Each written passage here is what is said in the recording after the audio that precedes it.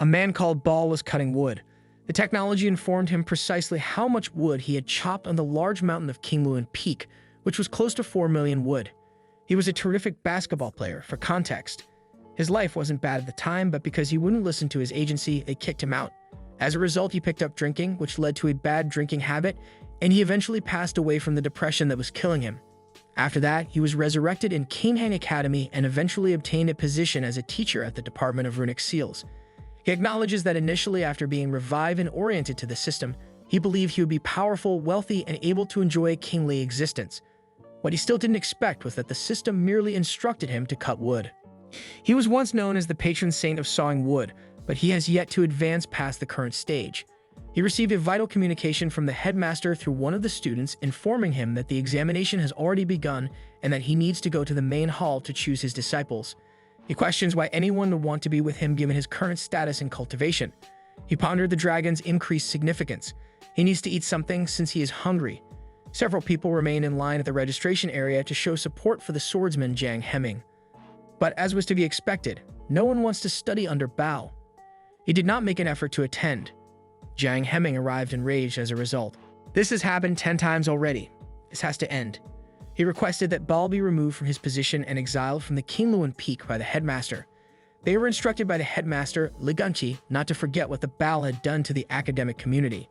He spent 10 years in the rotating light stage, lost all of his cultivation, and protected academia. He will never forget what he did for them, but given where he is right now, tutoring is not the best use of his time. And they were all talking about the stylish way to protest him out without being rude to him. He shows up and actually agrees with them. They were mocking him for praising himself for taking a small snake. And among those who were making fun of him, there was one person who didn't laugh at all. She knew the snake was actually getting to become a dragon.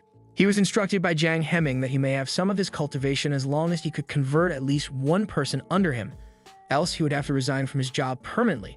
Bao resolves to resign from his position because he won't bother to do anything. Jiang Hemming, however, complained to the master impolitely about him. We could easily fire him since he won't have any students. The master inquired about Bal's viewpoint. Bal genuinely didn't give a damn about it because he doesn't even have a pupil, so what the heck.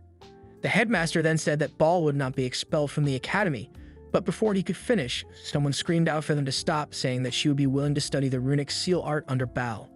The academic community as a whole was in disbelief. They all made an effort to persuade her to leave his class so he wouldn't treat her like a maid. Jiang Hemming actually makes an effort to get her to join him by promising to give her the most important position he possesses.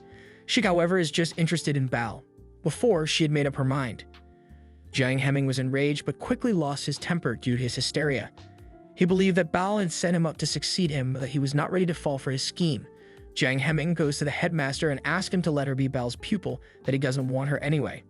Bao really wants to ask her why she insists on being his pupil. He's not that strong anyway. She didn't tell him the reason, but she's actually a reincarnation of an immortal. She had a low level of cultivation in her previous life, therefore she reincarnated with those memories. In order to rob their cultivation's resources, she wants to select the sword art department, but she didn't expect to discover a real master there. She unintentionally learned that the snake was ready to transform into a dragon thanks to the snake. Even if she was an immortal in her previous life, she wouldn't be able to stand up to the serpent that was about to turn into a dragon. How could he defeat such a magnificent creature? She was Bao's convert going forward because she had no expostulations.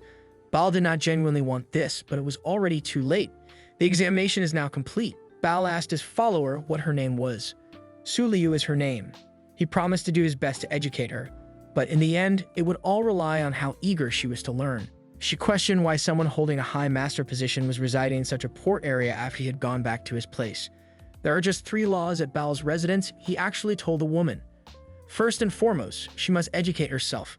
Second, she is free to go wherever she pleases. And finally, although there haven't been any students in his department in the past 10 years, he will still receive funding for her education, just like any other student. He presents her with 2 books. One of them is about the outcome and the other is only the introduction to the runic seal art. She would be staying in a disgusting neighborhood next to an opulent-looking ancient house. Bal really got the snake going on the grill. She was merely taken aback. Her nose picked up the aroma, which was incredibly succulent. She questioned what he was cooking but was surprised to see him grilling the snake. Snakes can be employed to create fantastic heroes. This hero would have a legacy and be a generational master, yet he treats it like nothing. After deciding that she could no longer hold it in, she went to him. She pleaded with him to allow her to take a tiny taste. His response was a resounding no. She was about to cry, but ultimately restrained herself. He told her not to worry and that he would give her a small portion of it, but that she could only learn it. She licks it and knows incontinently why he won't give her a bite, but she must put her trust in him on this. Okay, she would give it a try.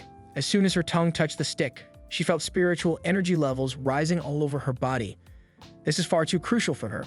She reasoned that because she had already used up all of her spiritual force, if she took even a small bite, she would burst and die.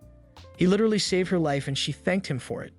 Two of the other department scholars were about to steal Bao's horse in the dead of night. The students who attempted to steal last time were caught, but they arrived prepared this time. They immediately descended because their senior family members had been intoxicated for 1,000 days. They must be silent. Bao was genuinely feeding his horse grass.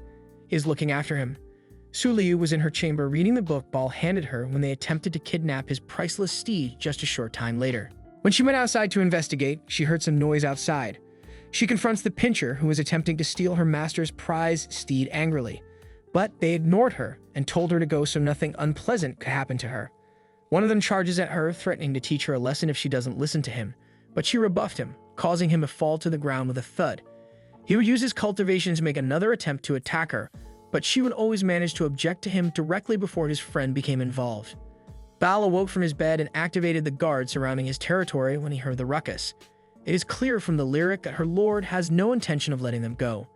They were aware of their dire situation. They proceeded to see their master, Xiangsheng, who works for the beast rearing department.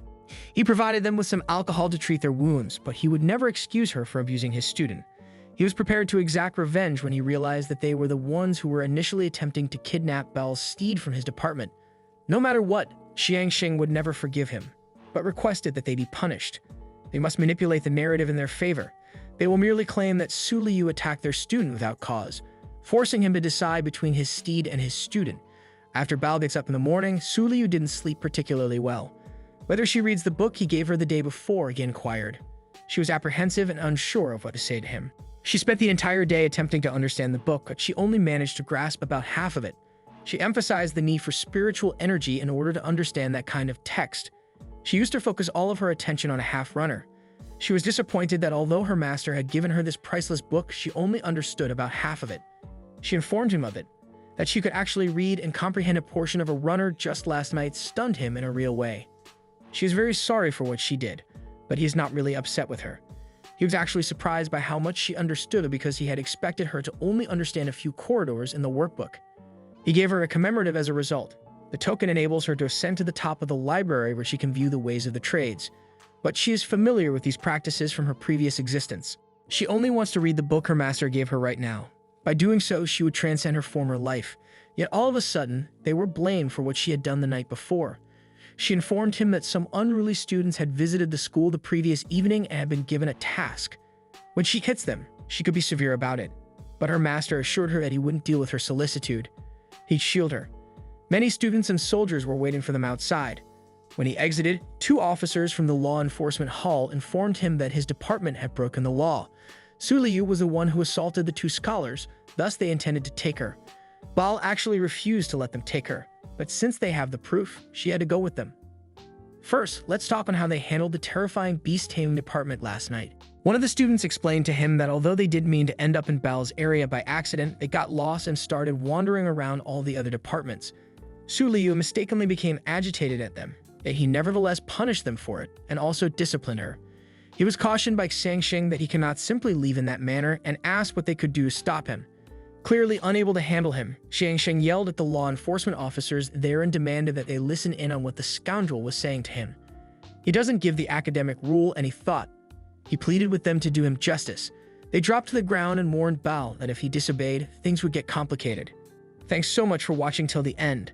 Please like, comment, and subscribe, and turn the notification bell on so you never miss a video and potentially a part 2.